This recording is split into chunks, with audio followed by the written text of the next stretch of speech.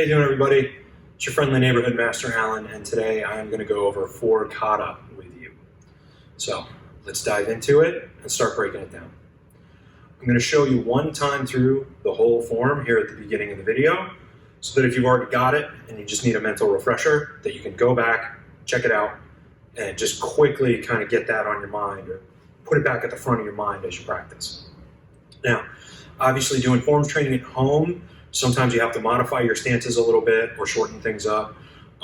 If you absolutely need to in a pinch, you can make every single one of your forms fit in about 2 foot square, or like 4 square feet.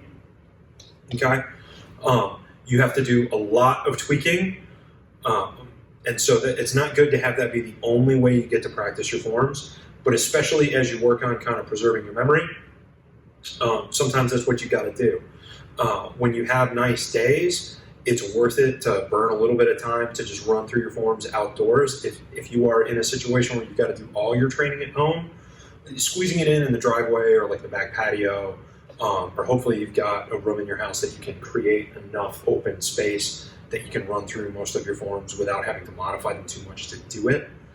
It is also worth getting a video notebook of yourself doing your forms so that you can kind of reference, okay, that's what that is.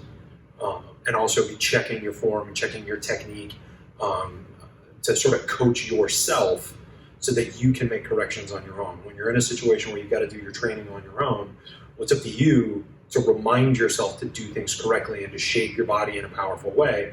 You can't just have an instructor be waiting to go, what's wrong? You gotta fix it. Fix it, and so on. You have to do that on your own, which is a part of self-discipline.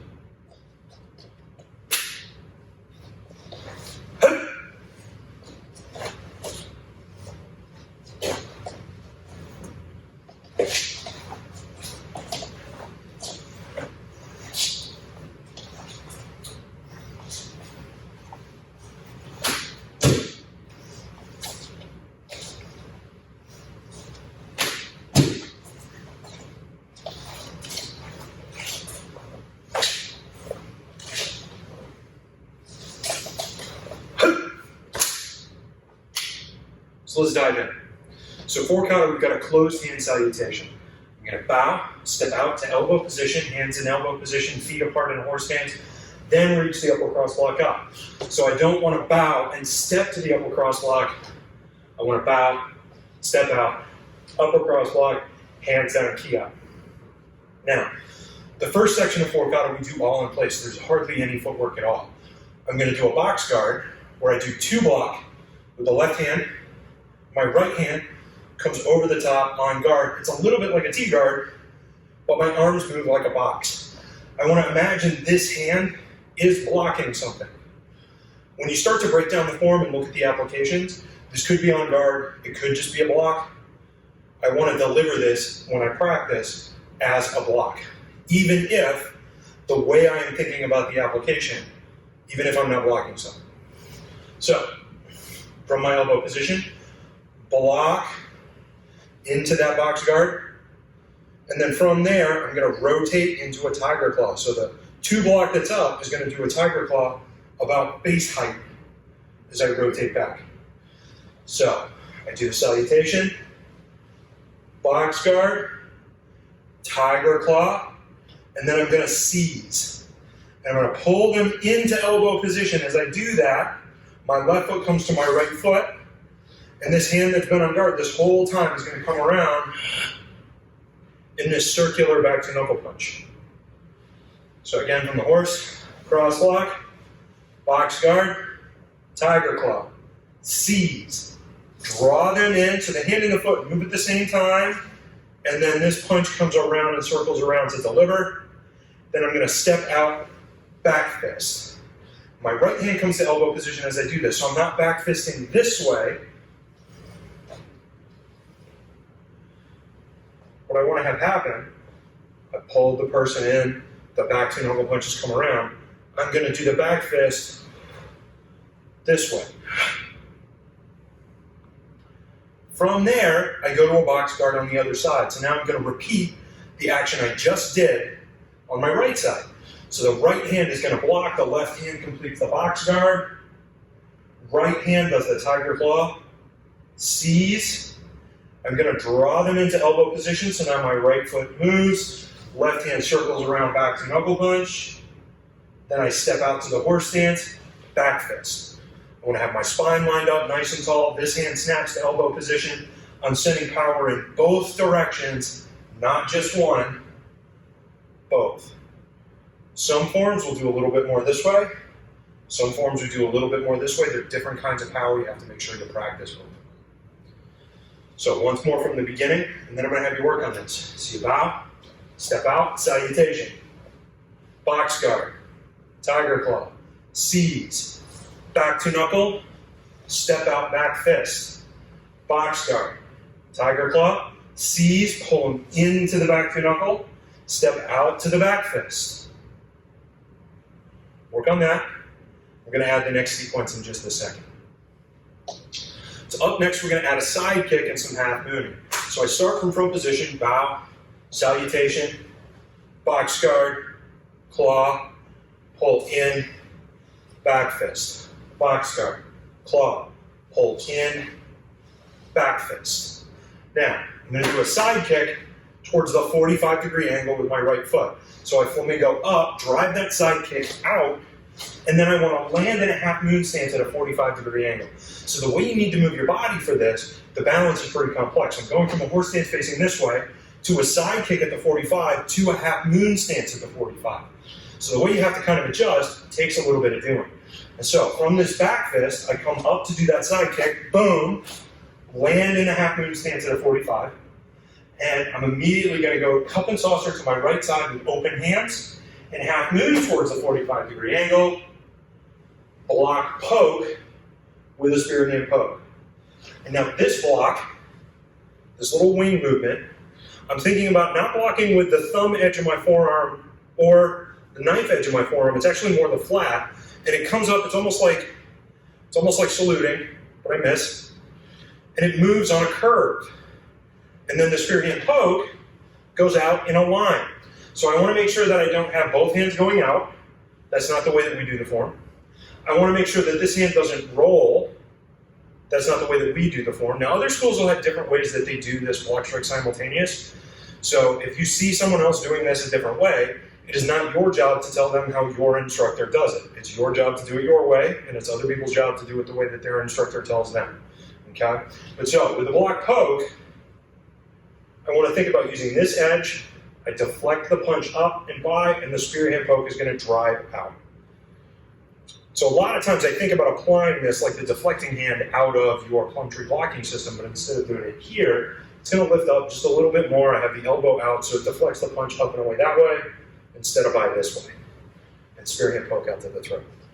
So we did the box guard on this side, the claw, the seize, the back two knuckle, and the back fist. Some people call this a bolo punch, if you want to add something special to keep on your in your toolbox. Side kick at the 45, boom, land at the 45 and a half moon stance, cup and saucer, half moon forward, block, spear hand poke. So it's a block strike simultaneous, the foot that's in front, that's the hand that's blocking. I cup and saucer again on this same side. Now this next turn, I'm going to half moon to the 45, but I'm going to change which direction I'm oriented as I do it. So as I move through the middle, I'm going to go from being facing the 45-degree angle to being square to this side wall, the wall that's to the left when I start the form. So I did my side kick, I land, half moon through, block poke, spear hand poke, then the hands come back into elbow position. I half moon and pivot as I'm half mooning. And once the foot plants, I'm going to dig into that back heel and drive that block poke out again, now square to the wall instead of at the 45. Now work that, and we're going to add the next piece in a second.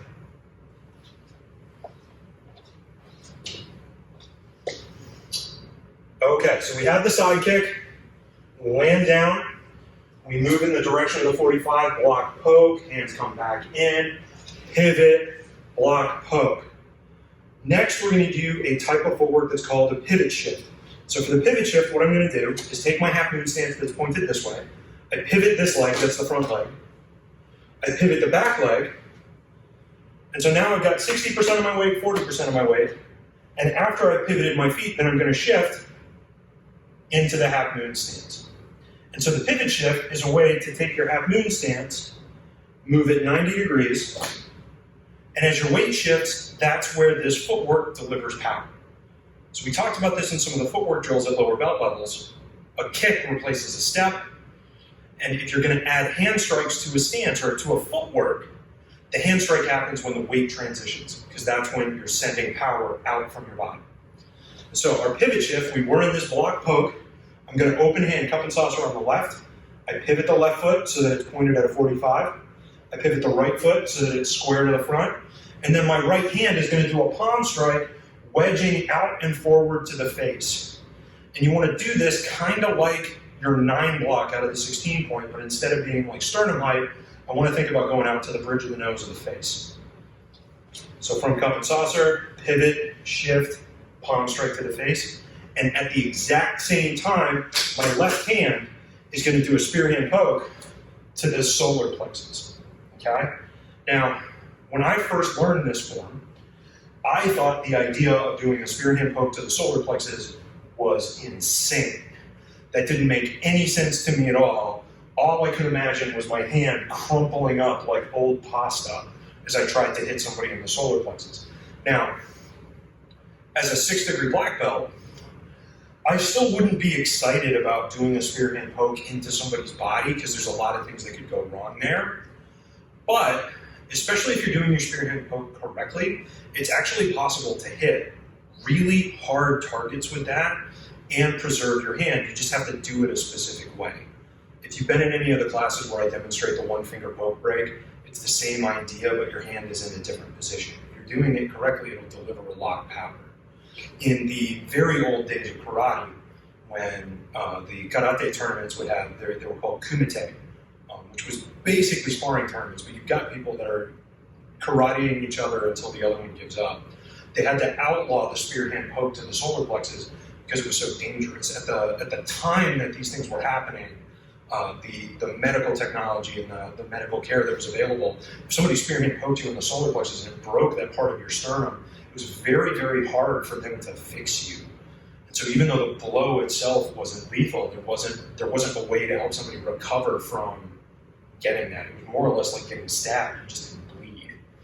And so once I learned about that and gained an understanding of how serious people considered that, not for the person doing the spear hand poke, but for the person that was getting spear hand poked, it completely changed my relationship with this form.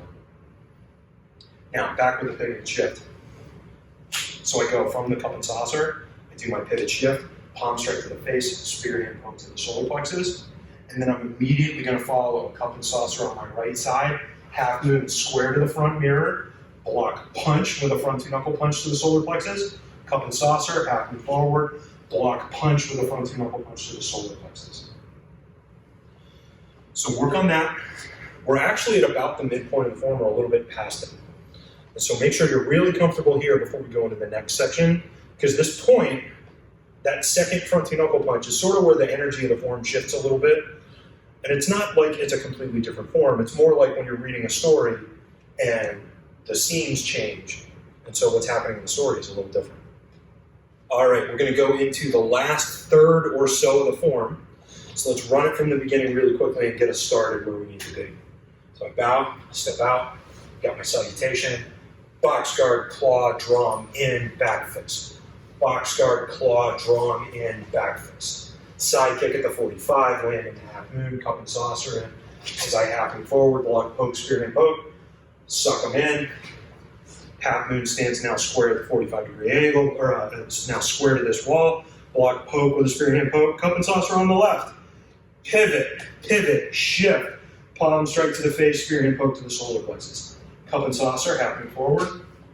2 block strikes simultaneous. Cup and saucer, half moon forward. 1 block strike simultaneous. Now we're going to go from here. I've heard this called a grandfather stance. I've heard this called a 90 and 90. I've heard this called a grandmother stance or a grandparent stance. Okay, the keys we want to have. So I did this block strike. I want to have 90 degrees or close to it, okay? And my weight is about 70-30, but I'm on the ball of the foot in the back. And so if your back leg, if that knee is bent, but the side of your foot, the edge of your foot is on the ground, it's going to be a lot harder to keep your balance and have power. You actually need to roll all the way to the ball of your foot in order to be able to get your hip to rotate so that you can get your shoulders and your hips square in this direction as we need to do the next part of the form. So we have the block strike simultaneous. My left foot is going to step. I've got that grandparent stance, and I'm going to do 7 block out of the 10 point. So I'm bridging with the left hand, I'm blocking with the right. Now, just like at a 4-pinion, I'm going to take the backs of my hands together. I reach through their guard, thumbs to the eyes, grab behind the head and neck. I'm going to pull the head into a knee, and instep kick into the groin, and then land in a forward-leaning stance with my hands down. So let's go through that again. I'm on the block strike simultaneous. I go through the grandparent stance. Reach up, thumbs, hook, knee, kick, land. And so you want to imagine kicking through and then landing through the person's stance so that even if they still had their facilities after you did all of that, that they have to fall down because they've got nowhere to put their weight to be stable. You're sort of taking up all the space underneath them and forcing them or wedging them out of it. All right, one more time. Block strike, grandparent stance, reach up and through, knee kick. So work that a couple of times, because here in just a second, we're going to import it into the form a second time. And it won't be right-left flipped, so it's really easy to just sort of copy and paste. All right, next thing. So I got the block strike simultaneous. I go through my grandparent stance. I block. I reach up and through, thumbs, grab, knee kick, kaboom. Now I'm going to turn to a dragon stance. My right foot pivots so that it's pointed towards the back wall. My left foot turns so that it's pointed towards this wall. So my feet should be 90 degrees. I've got 70% of my weight on the front leg. Back leg straight, and as I do this, my hands are going to come around into a T-guard. So again, from my grandparent stance, up and through, turn, dragon stance, T-guard. Now I'm going to go from this right into that grandparent stance again. So I push through the ball of my foot, drop my weight, block, reach, thumbs, grab. We add that section that we just had a second ago. And so do that, run it a couple of times, pay really close attention to your stances. All right, everybody, we're in the home stretch. So I've got the block strike simultaneous. I move through the grandparent stance. Backs of the hands together, thumbs, grab, knee, instep kick, land, stomp, turn, dragon stance, T-guard. Grandparent stance, reach up and through, land forward in a forward leaning or dragon stance, hands down. So just like we did a second ago, I'm going to turn using that dragon stance. So the left foot, the right foot turns first, the left foot is going to slide over. I'm lifting my toes so that you can kind of see how my foot's moving.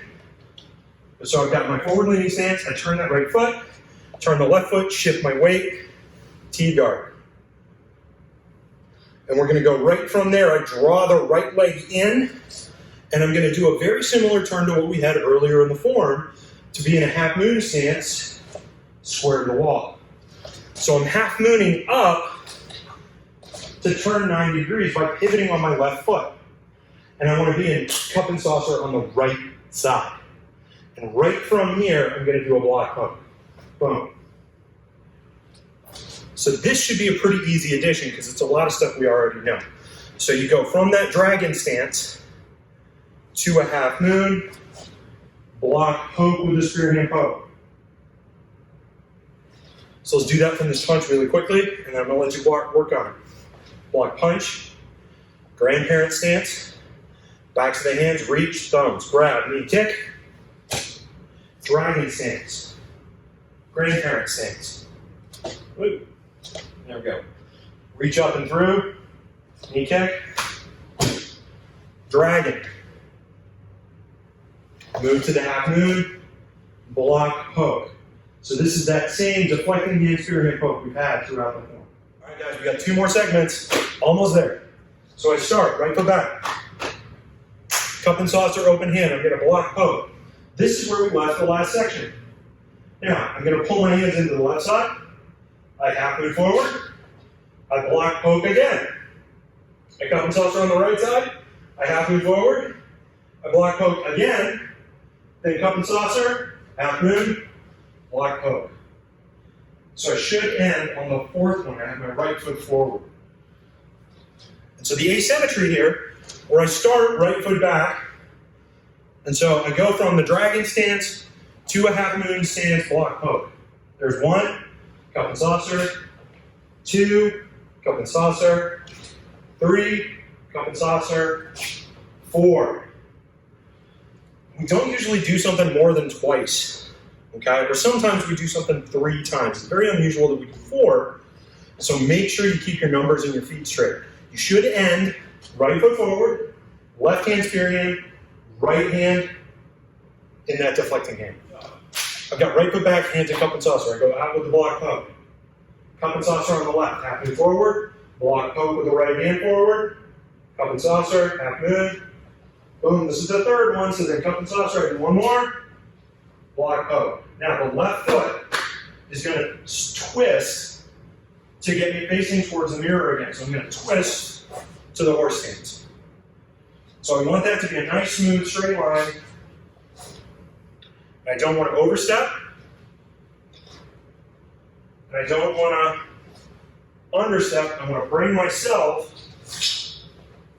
to my horse stance, and the left foot is stepping. And I'm going to end hands in elbow position. Now from here, I do my salutation, upper cross block. I bring the right foot in from position, and bow. That was 4 kata.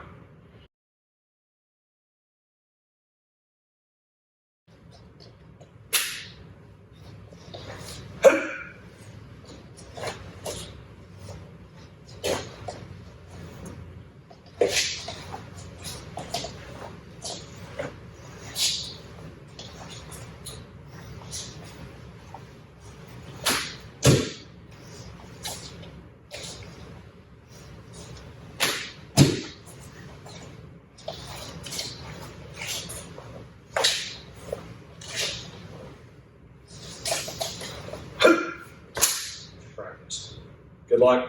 I'll see you again soon.